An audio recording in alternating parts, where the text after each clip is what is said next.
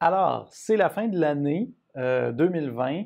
On commence l'année 2021. Souvent, les investisseurs, les épargnants font le retour sur l'année précédente pour leur portefeuille. Alors, on se pose la question aujourd'hui, est-ce que votre rendement a été adéquat lors de l'année 2020?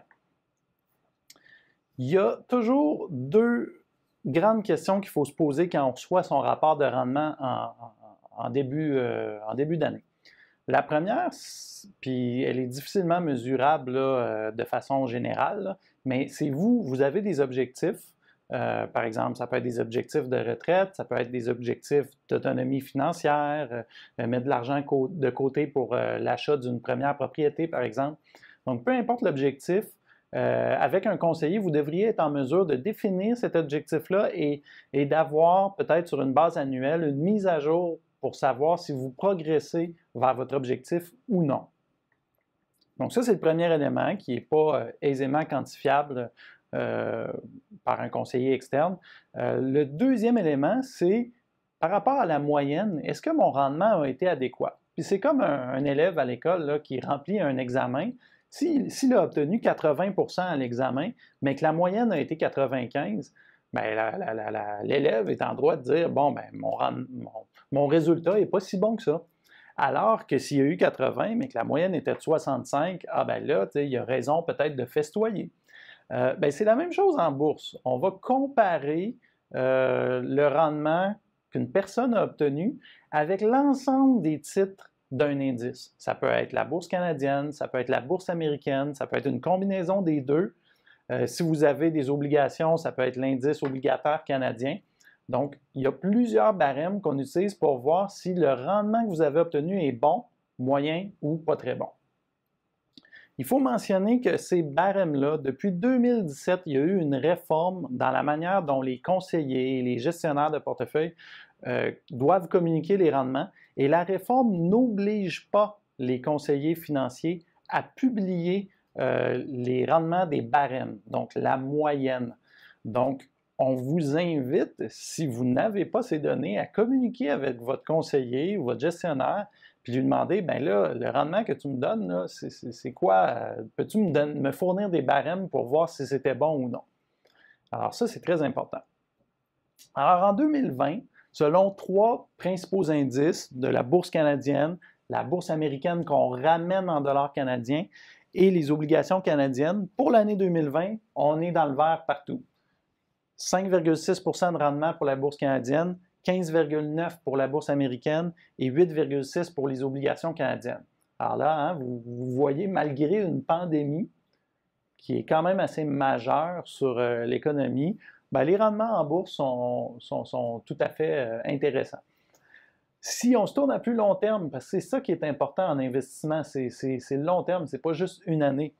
On regarde sur les 5 dernières années, bourse canadienne, 9,3% de rendement annualisé. Bourse américaine, 12,8%, toujours en rendement annualisé. Et obligations canadiennes, 4%. Ces rendements-là, ils incluent les dividendes, ils incluent l'impact du taux de change et ils incluent un frais de gestion minime qui est le frais de gestion inhérent de ces trois fonds négociés en bourse-là, qui reproduisent un indice.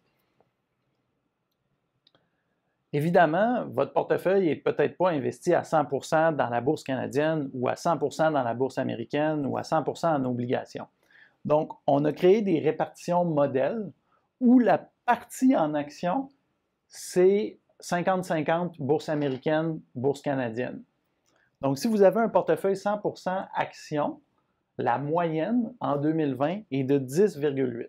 Donc, idéalement, si vous avez eu des rendements, un rapport de rendement après frais, et vous avez un rendement supérieur à ça, bien, c'est bien.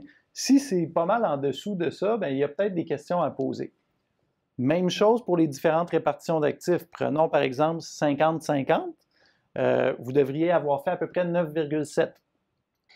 Si vous regardez sur 5 ans, et là c'est encore plus important, là, ces données-là, vous comparez à votre rendement que vous avez obtenu sur 5 ans au 31 décembre, mais si vous êtes en dessous de ça, là, vous avez des questions à poser. Là. Ça veut dire que votre performance est en dessous de la moyenne là, année après année. C'est pas... Vous devez avoir une bonne discussion si c'est le cas. Alors, quelques trucs à vérifier avec votre conseiller lorsque vous avez votre rapport de rendement. Bien, on l'a dit tantôt, avez-vous accès au barème? Si vous n'y avez pas accès, bien, la présentation aujourd'hui est très intéressante. Autrement, bien, demandez-le à votre conseiller, il doit vous le fournir si vous lui demandez. Mais si vous ne lui demandez pas, il n'est pas obligé.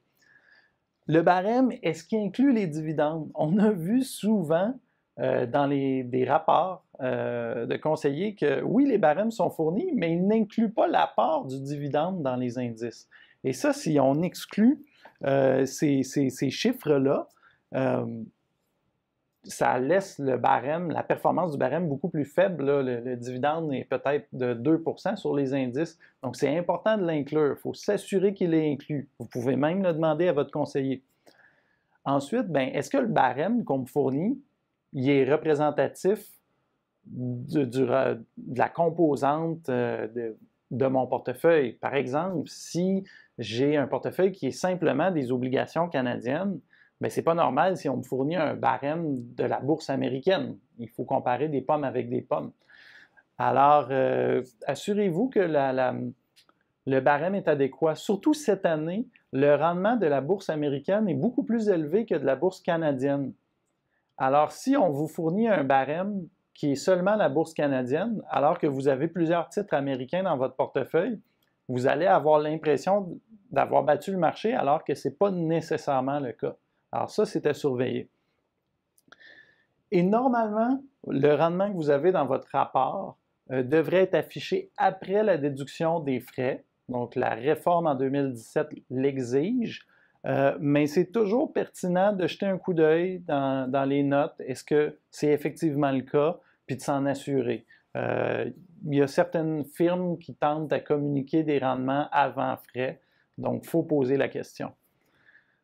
Si vous trouvez ça fastidieux, il y en a plusieurs qui le trouvent, c'est beaucoup de chiffres, vous pouvez utiliser un outil qu'on a créé l'an dernier chez Medici qui s'appelle Comparendement. Donc, vous pouvez aller sur comparendement.gpsmedici.ca et vous avez simplement besoin de votre plus récent rapport de rendement et vous entrez les chiffres, c'est un questionnaire et ça permet automatiquement, une fois que vous avez répondu aux questions, de comparer justement les rendements que vous avez obtenus par rapport à la moyenne, par rapport au barème.